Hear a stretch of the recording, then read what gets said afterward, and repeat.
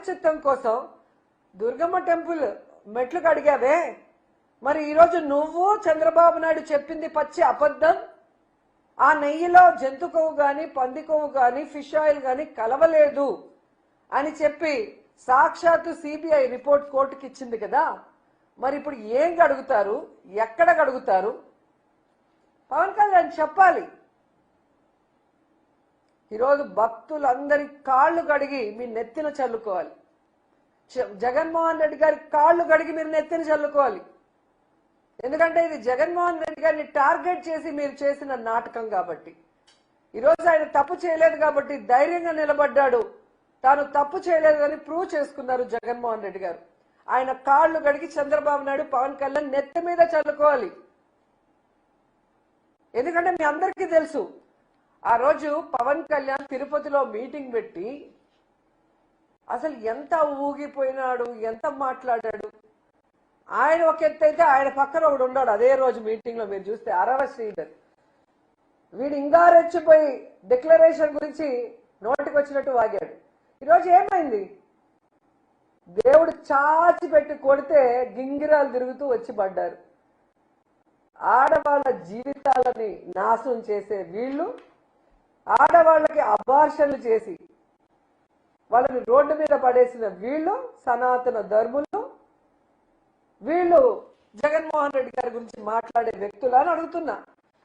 ఎంత సిగ్గుచోట ఒకసారి ఆలోచించండి. ఈరోజు నిజంగా వీళ్ళు హిందువులైతే చంద్రబాబు నాయుడు పవన్ కళ్యాణ్ నిజంగా హిందూ ధర్మాన్ని వీళ్ళు గౌరవించే వాళ్ళైతే దేవుడిని ఏ విధంగా నోటికి వచ్చినట్టు ప్రచారం చేశారో నైతిక బాధ్యత వహించి రాజీనామా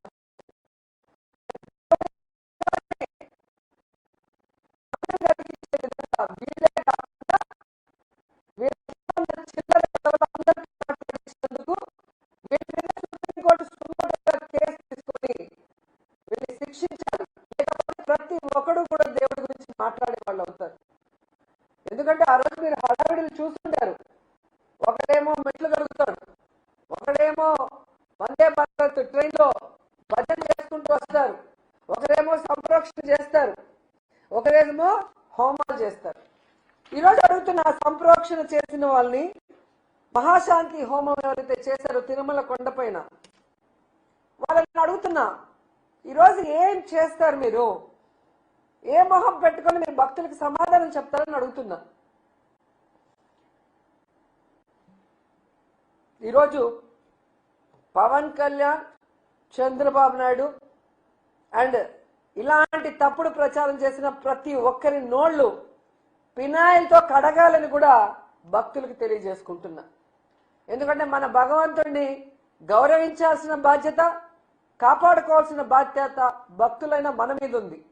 ఇలా రాజకీయం కోసం దేవుణ్ణి కూడా వాడుకునే చంద్రబాబు నాయుడు, పవన్ కళ్యాణ్ లాంటి వాళ్ళకి బుద్ధి చెప్పాలని కూడా ఈ సందర్భంగా తెలియజేసుకుంటున్నా. లేకపోతే వీళ్ళు ఎంతకైనా తెగిస్తారన్న విషయం మనం తెలుసుకోవాలి. అసలు ఈ ఇష్యూ అంతా ఎందుకు జరిగిందో మీ అందరికీ గుర్తొచ్చి ఉంటుంది. విజయవాడలో వరదలు వచ్చి ఆల్మోస్ట్ విజయవాడ మునిగిపోయి ప్రజలు తిండి లేక, చిన్నపిల్లలు పాలు లేక, ముసలి వాళ్ళు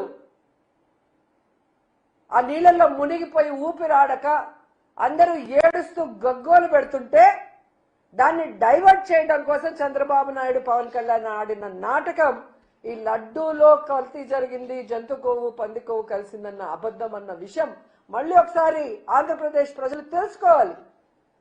ఎందుకంటే టూరిస్టుల లాగా అప్పుడప్పుడు ఆంధ్రప్రదేశ్కి వచ్చి హైదరాబాద్కు పారిపోయే వీళ్ళు ఆ రోజు విజయవాడ మునిగిపోతుంటే దాన్ని ఎలా కాపాడాలో అఫీషియల్స్ కి డైరెక్షన్ ఇవ్వడానికి ఒక్కడు లేడు. సీఎం నుంచి కింద మినిస్టర్ వరకు అఫీషియల్స్ మొత్తం హైదరాబాద్ లో ఉండారు.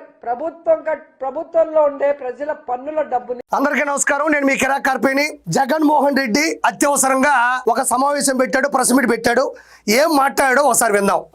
దోచుకో పంచుకో తినుకో. ఇది ఈరోజు రాష్ట్రంలో ఆయన డిఎస్పీ అసలు ఇది ఏం మనిషి అని చెప్పి అర్థం కావడం అసలు ఎరవ శ్రీధర్ అనేవాడు ప్రభుత్వ ఉద్యోగి అయిన ఒక అమ్మాయిని భయపెట్టి బెదిరించి రేపు చేసి హెరాస్ చేసి వాసంశెట్టి సుభాష్ ప్రస్తుతం రైల్వే కోడూరు శాసనసభ్యులుగా పనిచేస్తున్నారు. ఆయన గురించి ఒక ఇష్యూ వచ్చింది, అది వైరల్ అవుతుంది. దానికి సంబంధించినటువంటి ప్రెస్ మీట్లో మన జగన్మోహన్ రెడ్డి ఆయన అసలు మనిషేనా, అసలు జనసేన ఏం చేస్తుంది, కనీసం చర్యలు తీసుకుందని అడుగుతున్నాడు. ఒకసారి ఇలా చూడండి. అయితే ఆ విషయం మీద జనసేనకు సంబంధించినటువంటి పార్టీ ఎలాంటి నిర్ణయం తీసుకుందో ఒకసారి చూడండి. రైల్వే కోడూరు ఎమ్మెల్యేపై వచ్చినటువంటి ఆరోపణలపై విచారణకు committee. Railway Koduru MLA Shri Arava శ్రీధర్పై ప్రసార మాధ్యమాలలో వచ్చిన వార్తలు, ఒక మహిళ చేసిన ఆరోపణలపై విచారణ చేయాలని పార్టీ రాష్ట్ర కార్యవర్గం నిర్ణయించింది. అయితే ఈ అంశంపై 3 సభ్యులతో కమిటీని నియమించడమైంది. శ్రీ టి శివశంకర్, శ్రీమతి తంబాలపల్లి రమాదేవి, శ్రీ టిసి వరుణ్ ఈ కమిటీలో ఉన్నారు. కమిటీ సదరు ఆరోపణలపై నిజాలు విచారణ చేసి పార్టీకి నివేదిక అందిస్తుంది. అంతలోపు ఆయన పార్టీ కార్యక్రమాలకు దూరంగా ఉండాలని స్పష్టం చేయడం అయింది. జనసేన అధ్యక్షులకు రాజకీయ కార్యదర్శి, జనసేన కేంద్ర కార్యాలయం మంగళగిరి.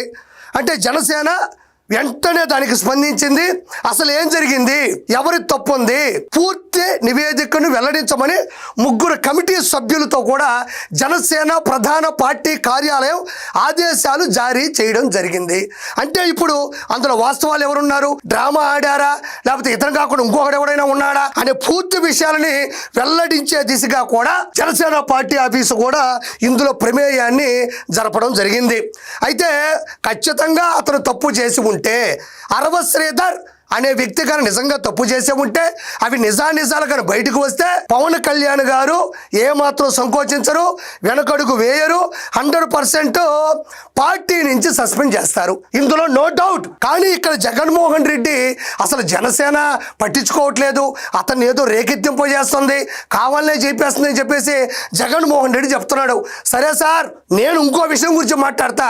తమరు ఎంత ఉత్తములో, తమరు ఎంత మంచివారో, తమరు ఎంత ప్రజాపాలకులో ఇప్పుడే తెలిపోతుంది. వీళ్ళంతా ఎవరు, అరవ శ్రీధర్ అనేటువంటి ఒక ఎమ్మెల్యే. ఆరోపణలు వస్తున్నాయి, ఆధారాల గురించి జనసేన పార్టీ నాయకులు ఆదేశించారు. మనం చేసినటువంటి పనులు ఏందో ఒకసారి చూద్దాం. ఇక్కడ చూడండి, గోరంట్ల మాధవ్ సర్కిల్ ఇన్స్పెక్టర్ గా ఉన్నారు. హిందూపూర్ నుంచి వైఎస్ఆర్సీపీ నుంచి పోటీ చేసి ఎంపీ అయినాడు. ఇతను వీడియో కాల్లో ఎలాంటి వీడియోలు చేశాడో అప్పట్లో సంచలనమైనాయి.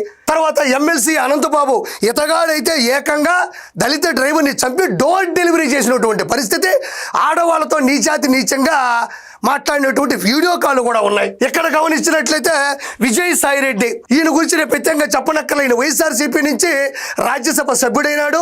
ఏకంగా ఒక మహిళ తనకు ఒక బిడ్డ పుట్టాడు అని, ఈయన చాలా కార్యక్రమాలు చేశాడు అని ఉన్నాయి. ఈయన చూడండి, ఇతని గురించి ప్రత్యేకంగా చెప్పనక్కర్లేదు. ఈయన పేరు అంబటి రాంబాబు. ఈయన ఎమ్మెల్యేగా పనిచేశాడు, ఇరిగేషన్ మంత్రిగా పనిచేశాడు. ఈయనైతే రెడ్ హ్యాండెడ్గా ఫోన్లో మాట్లాడుతూ విచ్చలవిడిగా గంట అరగంట సంజన సుకన్య పోలవరం గురించి అడిగితే మాత్రం నాకు తెలియదు, ఎందుకంటే ఇది పెద్ద సబ్జెక్ట్ అంటాడు. కానీ గంట గురించి, అరగంట గురించి, సంజన గురించి, సుకన్య గురించి ఈ రోజు కూడా యూట్యూబ్ లో వైరల్ అవుతున్నాయి. తర్వాత ఇక్కడ చూడండి, ఇంకా ప్రత్యేకంగా చెప్పనక్కర్లే, ఈయన నేను అరగంట వైసీపీ మంత్రి. ఈయనైతే ఏకంగా వైఎస్ఆర్సీపీ హయాంలో భీమిలి శాసనసభ్యుడిగా పనిచేశాడు. దాంతోపాటు టూరిజము, కల్చరు, యూత్ అడ్వాన్స్మెంట్ కూడా ఈయన శాఖలకు మంత్రిగా పనిచేశాడు. వీళ్ళందరికీ సంబంధించినటువంటి వీడియోలు, ఆడియోలు ఈరోజు యూట్యూబ్లో కొట్టినా కూడా అన్నీ వైరల్ అవుతున్నాయి. వీళ్ళ మీద నువ్వేమన్నా విచారణ చేపట్టావా? ఈరోజు అరవ శ్రీధర్ గారు చేశారా లేదా అనేలోపే వెంటనే పవన్ కళ్యాణ్ గారు ఆదేశాలు జారీ చేశారు, విచారణ చేపట్టి తప్పు చేశాడు లేదు. ఈ మధ్యలో కూడా ఒక మాట అన్నాడు, ఏంటి పార్టీ కార్యకలాపాలకి దూరంగా పెడుతున్నాం అన్నారు. తీసుకొని వచ్చి ముందు కూర్చోబెట్టుకొని టీయో కాఫీయో ఇవ్వాల. వీళ్ళందరి మీద నువ్వు ఎప్పుడైనా విచారణ చేపట్టావా? పోనీ మందలించావా? పోనీ వాళ్ళని సస్పెన్షన్ చేసావా? వాళ్ళని తీసుకొని వచ్చి ఈ రోజు కూడా వీళ్ళందరూ కూడా, ఈ ఇతను అనంతబాబు అయితే ఈ రోజుకి ఎమ్మెల్సీగా కంటిన్యూ అవుతున్నాడు. వీళ్ళందరూ కూడా యథేచ్ఛగా ఈ రోజు నీ పార్టీలో ఈ గోరంట్ల మాధవ్ అనే వ్యక్తి రాష్ట్ర అధికార ప్రతినిధిగా ఉన్నాడు. ఈ రోజు కూడా ప్రతి అంశం మీద వచ్చి మాట్లాడతాడు. అతనికి అర్హత ఉందా? అతను నువ్వు పక్కన పెట్టావా? అతని మీద చర్యలు తీసుకున్నావా నువ్వు? వీళ్ళందరూ కూడా ఈ రోజు వీళ్ళందరూ కూడా పార్టీలో ఉన్నారు. వీళ్ళు ఎవరు పక్కకు పోయారు చెప్పండి? ఇతను కూడా ఇక్కడే ఉన్నాడు. సజ్జల రామకృష్ణారెడ్డి వాళ్ళ కొడుకు గురించి ప్రత్యేకంగా చెప్పనక్కర్లే. వీళ్ళ గురించి నువ్వు ఏమి చర్యలు తీసుకున్నావు? ఈ రోజు అమాయకంగా మైకు పెట్టుకొని ప్రపంచాన్ని మొత్తాన్ని ఈరోజు జనసేన పార్టీ మోసం చేస్తుంది, నాశనం చేస్తుంది, అసాంఘిక కార్యకలాపాలకి ముందుకెళ్తుందని చెప్తున్నావే. వీళ్ళ మీద నువ్వు ఎలాంటి చర్యలు తీసుకున్నావు? నేను పదే నేను ప్రశ్నిస్తున్నా. దీనికి నువ్వు సమాధానం చెప్పలేవు. ఇవి కాదు, రోజారెడ్డి, శ్రీరెడ్డి, బోరుగడ్డ, పోసాని, కొడాల నాని, వల్లభనేని వంశీ వీళ్ళందరూ మాట్లాడినటువంటి మాటలు సభ్య సమాజం తలదించుకునే విధంగా ఉంటాయి. వీళ్ళ మీద నువ్వు కనీసం మందలించావా? చర్యలు తీసుకున్నావా? ఈ రోజు వచ్చేసి ఏదో మాట్లాడుతూ ఉన్నావు. సరే, నెక్స్ట్ టైం మాట్లాడు, ఒకసారి విందాం. హెరాస్ చేసి వాసంశెట్టి సుభాష్ ఏకంగా అశ్లీల డాన్సులు చేస్తూ ఏకంగా చిందులేస్తానంటారు. మంచి చెయ్య. ఇక్కడ వాసంశెట్టి సుభాష్ గారు రామచంద్రాపురానికి సంబంధించినటువంటి శాసనసభ్యులు, లేబరు, ఫ్యాక్టరీస్ సంబంధించిన శాఖలకు ఆయన మంత్రిగా పనిచేస్తున్నారు. సంక్రాంతి సంబరాల్లో ఆయన డాన్స్ చేశాడు. ఆ వీడియోలు వచ్చాయి, నేనేం కాదండంలే. కానీ అతను పట్టుకొని వీడైతే దారుణంగా మాట్లాడిన మాటలు నిజంగా చెప్పాలంటే చాలా తప్పుగా అనిపిస్తున్నాయి నాకు. ఆయన ఎక్కడ డ్యాన్స్ చేశాడు, ఎక్కడ అశ్లీలంగా కనపడ్డాయి, ఆయన ఎంత దౌర్భాగ్యమైన పనులు చేశాడో ఒకసారి నేను చూపిస్తా. ఆయన అంటున్నాడు కదా, ఒకసారి చూడండి. ఈయన వాసంశెట్టి సుభాష్ గారు డ్యాన్స్ చేస్తున్నారు, చూడండి.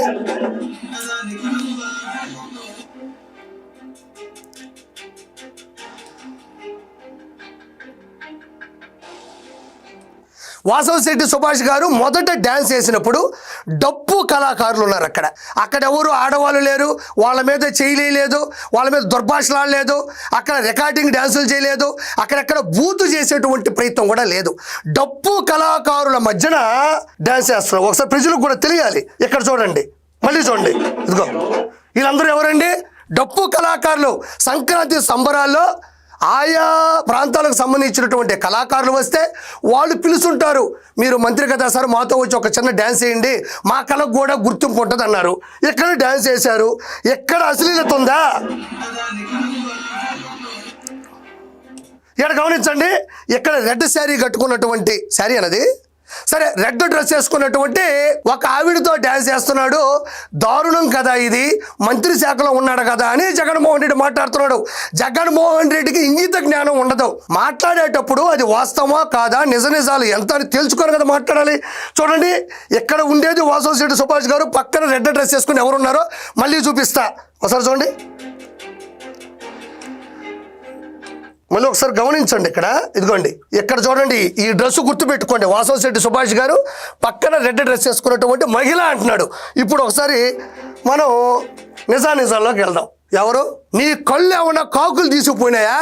నీ కళ్ళు ఏమన్నా కామంతో నిండిపోయిందా? ఇతను ఎవరు? లేడీ కాదు, లేడీ గెటప్, మంచి పాపులర్ ఉన్న హైపరాది టీంలో ఉన్న దాదాపు 500 స్కిట్లు చేసినటువంటి శాంతి స్వరూప్ నీకు అమ్మాయి అనిపించాడు. అయ్యా, నీకు ఏం మైండ్ సెట్ ఉంది?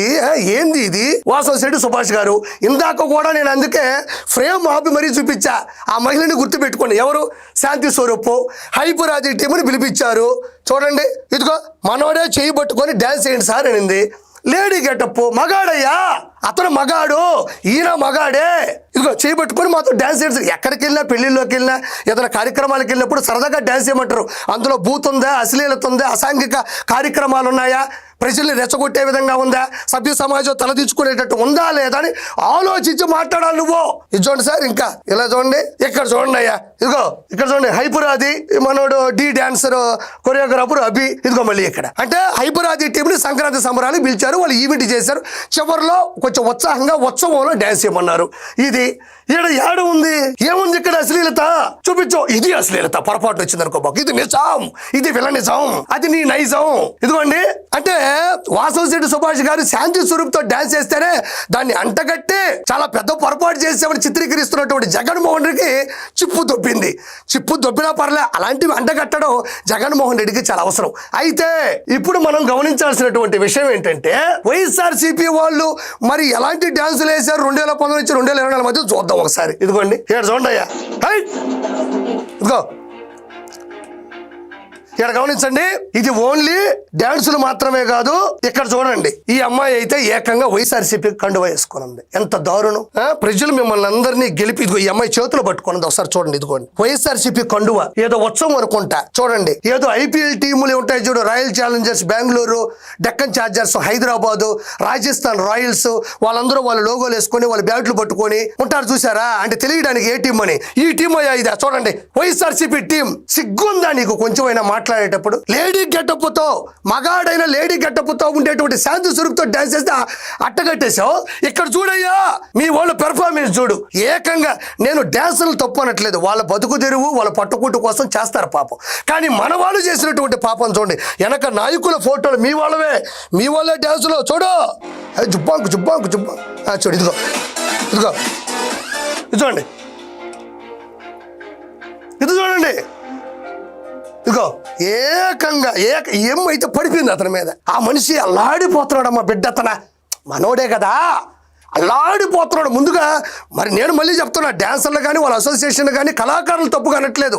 వాళ్ళు డ్యాన్స్ చేసేటప్పుడు సరదాగా కూడా ఉంటారు. మనం బుద్ధి ఏమైందే, నా పైన పడబాకు, నేను ప్రజాస్వామ్యంలో ఉన్నాను, నేను ప్రజానాయకుడిని, జగన్ అనుచరుణ్ణి, ఇలా చేయబాకమ్మా, చూసేవాళ్ళు తప్పుగా అనుకుంటారు.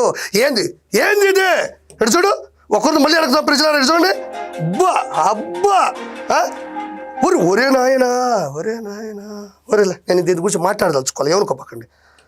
చూడండి, ఏందా ఇదా? ఇదేందా ఇదా? ఇది నేను చూడలా. ఏకంగా పైన పడుతుంటే అంటుంటే దాని గురించి నీకు టాపిక్ లేదు. ఏకంగా ప్రభల్లో స్టేజ్ మీద డాన్సర్లు వైఎస్ఆర్సీపీ కండువాలు వేసుకొని డాన్స్ చేస్తుంటే దానికి మనకు సిగ్గు లేదు మాట్లాడడానికి. కాబట్టి ఇంకొంచెం వెళ్దాం మనం, ఇంకేమైనా ఉన్నాయేమో. జగన్మోహన్ రెడ్డి దానికి వెళ్దామా? చూడండి, మామూలుగా ఇట్లా అంటారు. ఒక మాట అంటే ఒక మాట మీద నిలబడే నాయకత్వం ఉంటుంది. ఒక మేనిఫెస్టో అంటే ఒక మేనిఫెస్టోలో చెప్పింది అది ఒక భగవద్గీతగా భావించి, ఒక బైబిల్ గా భావించి, ఒక ఖురాన్ గా భావించి చెప్పిన ప్రతి మాట కూడా ప్రజలకు మనం మాటిచ్చాం, ఖచ్చితంగా చేయాల్సిన ధర్మం మన మీద ఉంది అని చెప్పి భావించే ఒక నాయకత్వం ఉంటుంది. ఒక మాట ఒక పాలకుడు ఉంటుంది అన్నదానికి నిదర్శనం. క్షమించాలి, ఈ సోదంతా నేను వెళ్ళలేను. కాబట్టి జగన్మోహన్ రెడ్డి చేసినటువంటి పాపాలు, అతనిలో ఉన్న లోపాలే ఈరోజు 11 తీసిపడ్డాయి. కానీ ఖచ్చితంగా జనసేన పార్టీకి సంబంధించినటువంటి అధ్యక్షులు కొణిదెల పవన్ కళ్యాణ్ గారు తప్పు జరిగి ఉంటే విచారణ జరుపుతున్నారు. పూర్తి విశ్లేషణ తీసుకొచ్చి ఖచ్చితంగా తప్పు జరుగుంటే మాత్రం శిక్షకు అర్హులు